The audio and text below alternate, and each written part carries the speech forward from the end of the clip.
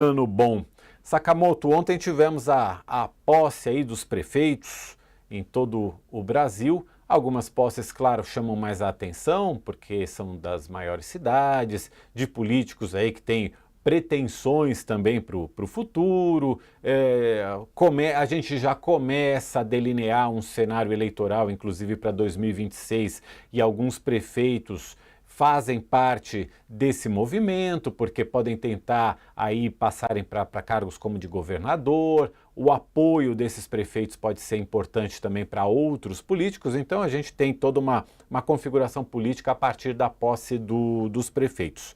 Aqui em São Paulo, o prefeito Ricardo Nunes oficializou, né, o novo secretariado dele, fortalecendo a posição do MDB e também trazendo aí ex-prefeitos de cidades da região metropolitana para o primeiro escalão da administração municipal. O ex-prefeito de São Bernardo do Campo, Orlando Morando, assumiu a Secretaria de Segurança Urbana. Rodrigo Achiuc, do PL, ex-prefeito de Suzano, é o novo secretário do Verde e Meio Ambiente. O ex-prefeito de Osasco, Rogério Lins, do Podemos, vai comandar a pasta de esportes. E já Luiz Fernando Machado, do PL, que encerrou o mandato em Jundiaí, deve assumir a Secretaria de Desestatização e Parcerias. Além disso, Sakamoto, no discurso de posse, o Nunes fez uma menção muito amistosa, falando de relação umbilical, amizade, parceria, tudo isso se dirigindo ao governador Tarcísio de Freitas, que foi o mais importante cabo eleitoral do Ricardo Nunes na campanha do ano passado. O que você vê como desenho dessa nova administração Nunes em São Paulo? O prefeito Ricardo Nunes deu um espaço, né, para os partidos que fizeram parte da sua coalizão, não todos, é claro, né, mas até porque alguns acertos foram feitos, própria União Brasil, o acerto foi feito com a Câmara dos Vereadores, né, tem espaço, é claro, para o próprio MDB, que é o partido do prefeito, né, mas uma série de outros partidos estão devidamente contemplados, inclusive o PL de Jair Bolsonaro. O Nunes faz uma saudação ao Bolsonaro, mas todo mundo sabe que ele nessa relação de suzerania e vassalagem, né, ele está ligado ao governador Tarcísio de Freitas, que quando Jair Bolsonaro abandonou a campanha do Nunes, né, e correu para os braços dele só no finalzinho, quando já era meio certeza a vitória dele, né? O Tarcísio não, o Tarcísio nunca deixou de estender a mão, tanto é que no discurso de vitória, né, depois do segundo turno, o Nunes deixou isso bem claro, né, que o Nunes deve, né, ao Tarcísio, é tributo do Tarcísio e não do Bolsonaro. Mas também o Nunes não é burro, ele, é claro, vai jogando isso para também manter o eleitorado ao lado dele, um eleitorado de direita. É um governo de direita que assume, não tenha dúvida nenhuma sobre isso. O prefeito, é claro, como todo prefeito de São Paulo, tem pretensões futuras, mas as próprias pretensões, e talvez o próprio secretariado do jeito que está montado, né, dando espaço para o centro, ele, na verdade, para outros partidos de centro, com uma composição semelhante à que o elegeu, está querendo também garantir o apoio futuro para outros projetos, tanto do prefeito quanto do governador. E aí acho que tem dois pontos interessantes. O futuro do Nunes, o Mauro, está diretamente relacionado com o futuro do Tarcísio. Mas diretamente relacionado. Primeiro que é o seguinte, o Tarcísio não vai tirar o olho da Prefeitura de São Paulo, ele é governador, mas ele não vai tirar o olho da cidade de São Paulo, para garantir o voto da cidade de São Paulo nele, seja no projeto para a reeleição em 2026 ou seja num projeto Planalto 2026.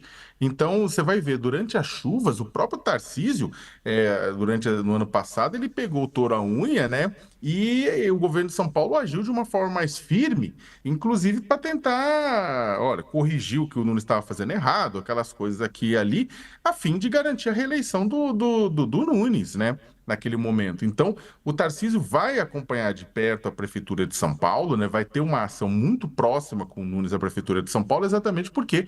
Porque o interior de São Paulo já dá mais voto, é mais conservador do que a capital. Então, para garantir votos nele, ele precisa trazer esse pessoal, manter esse pessoal mais próximo. Então, não tenha dúvida nenhuma que o Tarcísio vai ficar mais de olho nisso, vai atuar mais firmemente junto com o Nunes na prefeitura.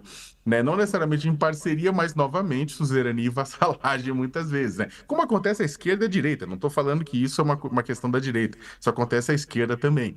Mas tem um outro ponto, que o destino do Nunes, aí para terminar, o destino do Nunes, o Mauro, está diretamente relacionado com arroz e com feijão, né? E eu explico.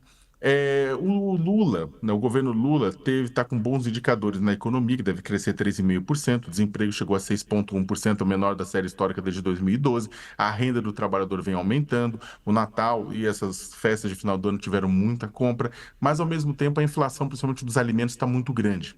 Então, o que que acontece? A popularidade do Lula baixa, tá, que reduz por conta disso, por conta da questão da qualidade de vida que acaba reduzida pelo poder de compra. Se chegar em 2026 com o poder de compra lá no alto, o que que vai acontecer com o Lula? O Lula vai aumentar a popularidade. O Lula, com uma popularidade maior, ele pode botar um sucessor, como o Haddad, para concorrer, ou, se a popularidade não tiver tão grande, ele mesmo pode sair. Nesse caso, se o Lula sai com economia razoavelmente bem, o próprio Kassab, que é o homem forte do governo Tarcísio, já falou um milhão de vezes que ele acha que o Tarcísio não deve sair nessa condição.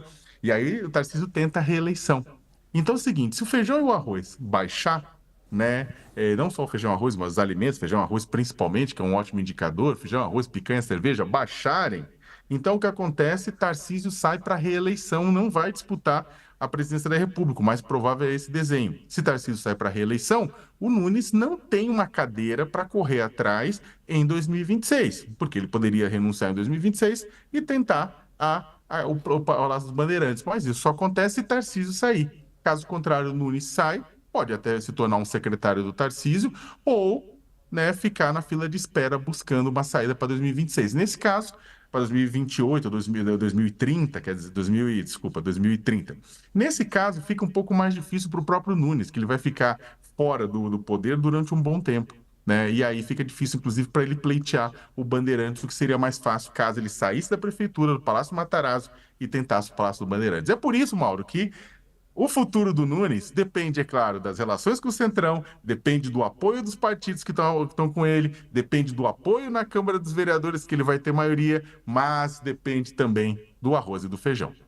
E lembrando também, né, Sakamoto, que governar São Paulo, embora seja a maior cidade do país, o maior orçamento entre os municípios, não significa sucesso em plano nacional. Né? Vamos lembrar aí do José Serra, vamos lembrar do próprio Fernando Haddad, vamos lembrar do Dória, todos eles passaram pela cadeira de prefeito de São Paulo e não tiveram sucesso nas suas corridas à presidência da República. São Paulo não é uma cadeira fácil, não. Esse ponto que você traz sobre o Ricardo Nunes em relação ao que pode ser o futuro político dele, dependendo do que acontecer com o Tarcísio de Freitas, é interessante nesse ponto que você abordou, porque ele fica. O Nunes, se não sobrar nada para ele em 2026, ele conclui o mandato dele em 2028.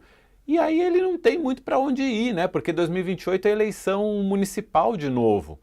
O que o Nunes ficaria fazendo entre 2028 e 2030, quando aí tem eleição para governador, tem eleição para deputado, para senador?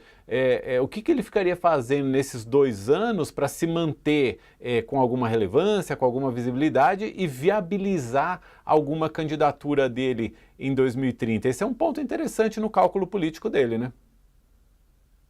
Ele poderia, se ele sai com uma popularidade muito alta, ele pode, na verdade, assumir, por exemplo, um secretariado do próprio Tarcísio ou de outro governo no país, né? Ele pode, na verdade, ser convidado, ou sei lá, a gente pode pensar em um milhão de coisas, ele pode pensar até numa hipótese que hoje pode parecer esquisita, mas o MDB é um dos partidos da base do presidente Lula, né? Simone Tebet, por exemplo, MDB, né?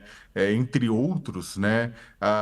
Que são do Renan Filho e tantos outros que são do MDB também. Ele poderia, na verdade, hoje é uma hipótese esdrúxula, mas eu já vi gente falando em Brasília que com uma reeleição de Lula, né, pode sobrar, inclusive, cargos federais para o prefeito, né?